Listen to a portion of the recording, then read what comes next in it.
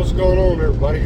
Y'all know who it is. Coming back at you with a public service announcement. Sort of, kind of.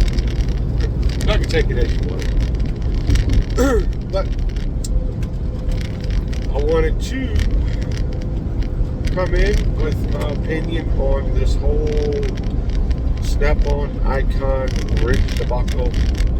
And just a few other topics I'm going to bring up. But everybody's up in a roar about this whole thing. Yeah, in that test from Sherwood Motors, he did a test with the Snap-on Flake Drop Plus and the NI Slip icon riches on a nylon nut. The icon beat it. So what? It's one little test. Doesn't mean everybody's got to get their panties in a wad and raise hell about it. That guy has spent well over $200,000 with Snap-on. He didn't say Snap-on was bad at all. He just did a small little test. It was an old Snap-on test with the nylon nut and the Snap-on Flake Drop Plus rig slipped. That's just the name of the game, folks.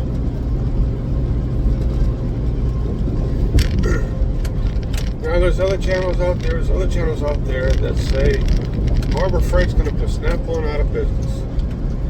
I don't ever see that happening. Ever in my lifetime will I ever see Harbor Freight put Snap-on out of business.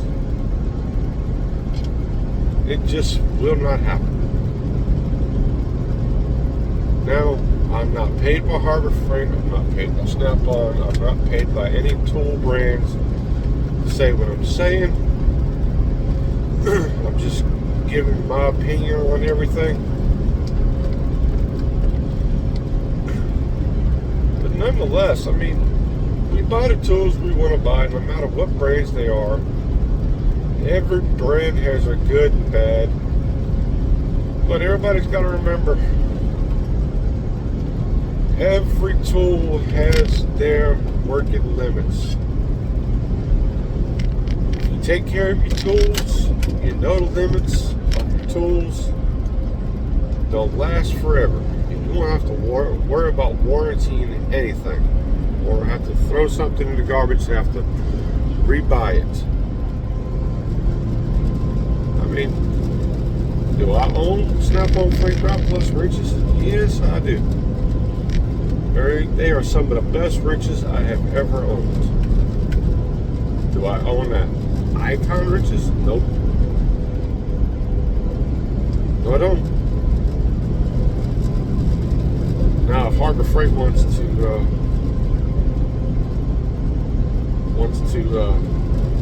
send me the wrenches for me to test, I'll do a video on them for them. And whatever the outcome is, the outcome is. I mean, it is what it is. I don't sugarcoat anything for anybody. Any tool brands, if it's a bad tool, I will call it out. If it's a good tool, I'll let you know. But I will not hide the fact if a bad tool is a bad tool.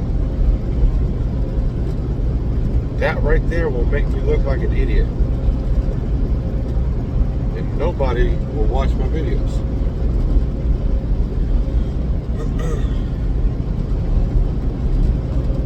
But nonetheless, I mean, you buy the tools you want to buy.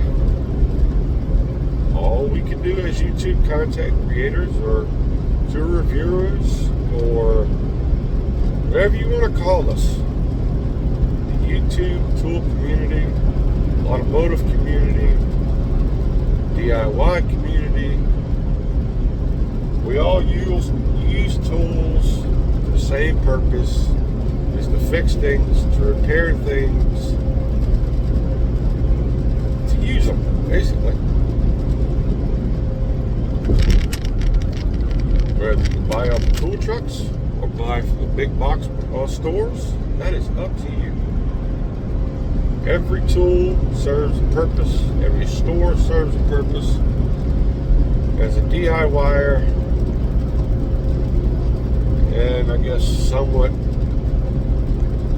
mindful mechanic, on the side mechanic, I do all my work. I do pretty much all my own works in my vehicles. I enjoy doing it. I use tools almost pretty much on a regular basis when I'm at home. Everybody knows I'm a professional truck driver. I'm out 4 to 8 weeks at a time. But when I'm at home, I'm pretty much wrenching on something, fixing something. No matter if it's inside the house or outside or on the vehicles, I'm always doing something. So I do have a little bit, more than a little bit of experience using tools. In 1 3/4 miles, exit right. I was brought up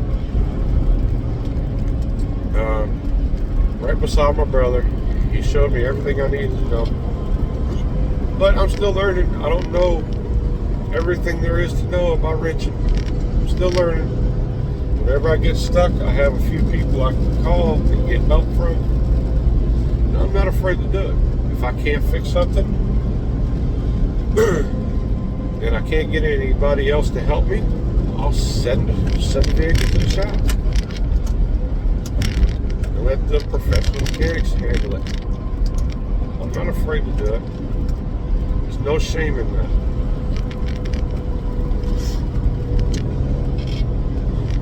I know y'all haven't really seen a lot of videos coming out of my channel.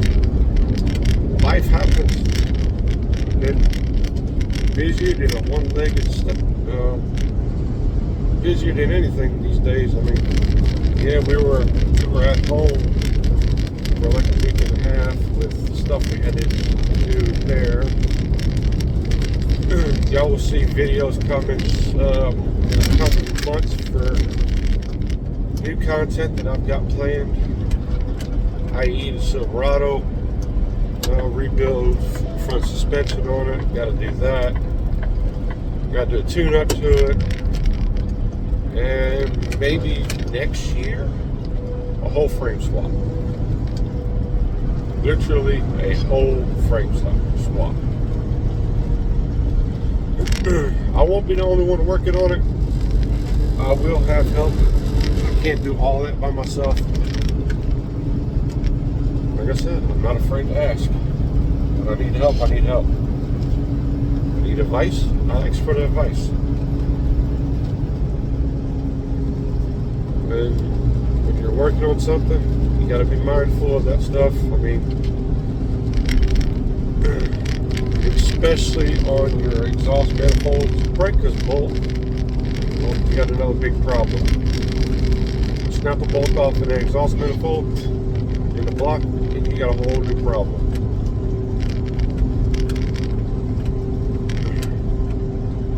You get in there with a drill bit, you snap that drill bit in there, off in that hole, then you might as well scrap that whole thing if you can't get that drill bit out of that hole.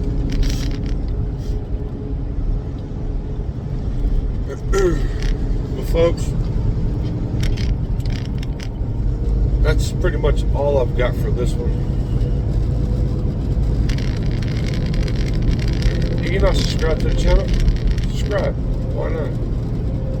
I may lose some subscribers, I may gain some subscribers from this video, but I wanted to put my opinion out on this stuff. I mean,